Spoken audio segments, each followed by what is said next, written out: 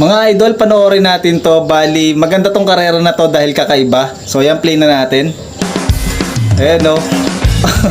Karera ng mga tricycle, yung mga nauuso ngayon, yung pampasada.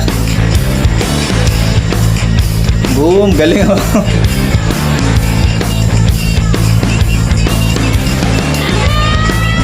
Ang bibilis din, eh, no. Ayan na, ayan na. Boom! Lumilipad din, eh. Rumarampa din, eh. Astig din yung mga driver. Ayun, no. Kung makikita nyo yung pasahero niya, para hindi umangat yung kabilang side, binabalanse niya. Doon siya pumupunta sa kabilang side para makontra yung weight. O, di ba? Maangat-angat din, parang pang motocross.